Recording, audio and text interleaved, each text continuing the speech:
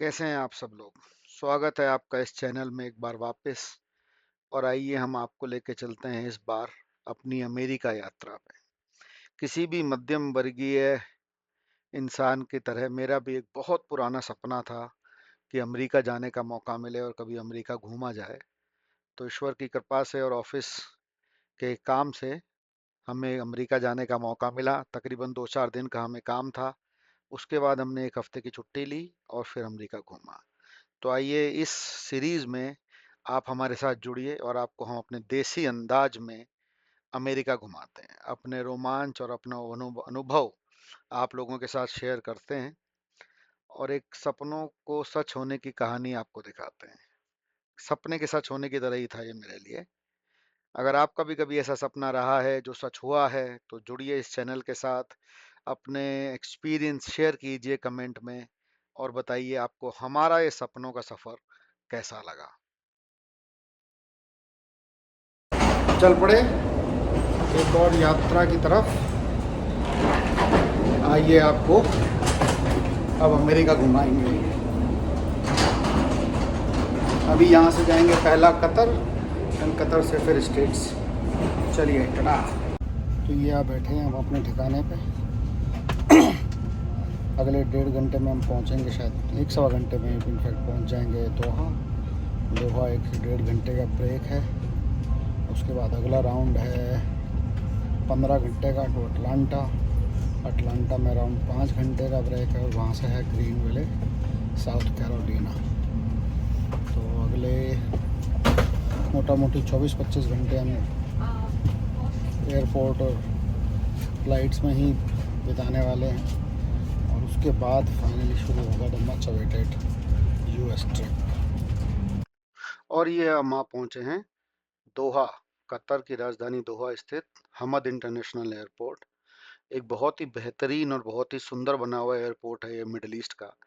अभी पिछले कुछ साल पहले जब कतर ने वर्ल्ड कप को होस्ट किया था तो इन लोगों ने काफ़ी रिनोवेट किया और इसको एक वर्ल्ड क्लास एयरपोर्ट के तौर पे डेवलप कर दिया है। जैसा आप देख पा रहे हैं कितने प्लेन खड़े हुए हैं यहाँ पे। और ये है कतर इंटरनेशनल एयरपोर्ट के अंदर बना हुआ उनका फॉरेस्ट।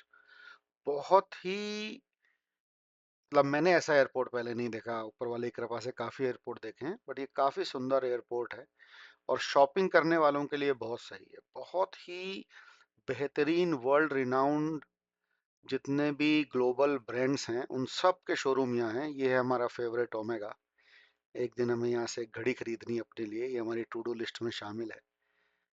तकरीबन यहाँ हमने 1.25 घंटा बिताया और फिर हमने अपना अगला प्लेन बोर्ड किया जो अब हमें अगले 15 घंटे अपने साथ लेके चलेगा। हाँ तो चलिए एक बात बताइए, आप लोगों में से कितने लोगों को सुहास टंडन याद है थ्री इडियट से? तो ये अब हमारा सुहास टंडन मूवमेंट है।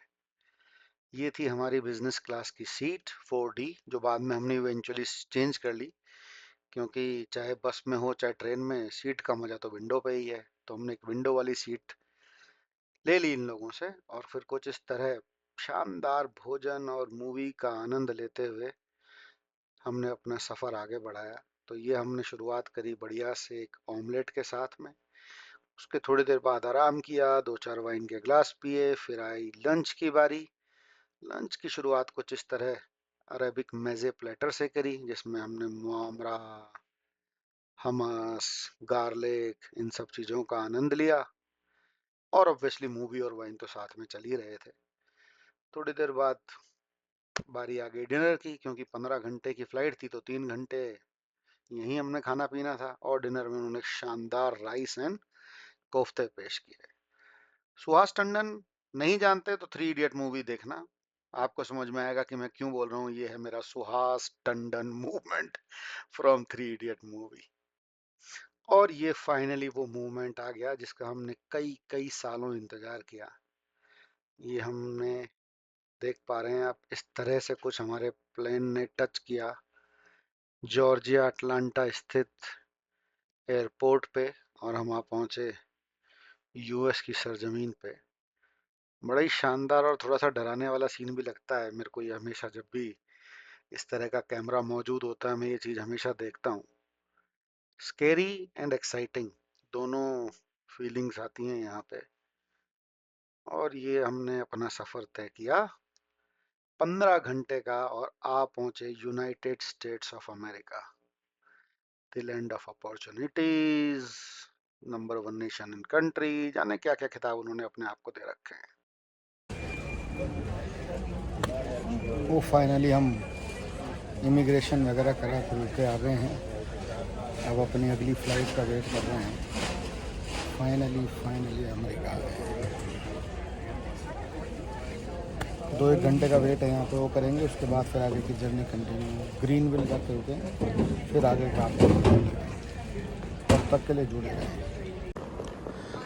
फाइनली आ गए अपने फाइनल पॉइंट पे। ये हैं हम इस वक्त ग्रीनविल के एयरपोर्ट पे। ये है हमारा फाइनल डेस्टिनेशन। यहाँ है ऑफिस की वर्कशॉप जिसके लिए आना हुआ है। तो चलते चलते ऑलमोस्ट 26 घंटे हो चुके हैं। अब आगे होटल और जाना है, टैक्सी अभी। बाप रे, थक गए बुरी तरह से। ये कुछ बना हुआ है एयरपोर्ट पे।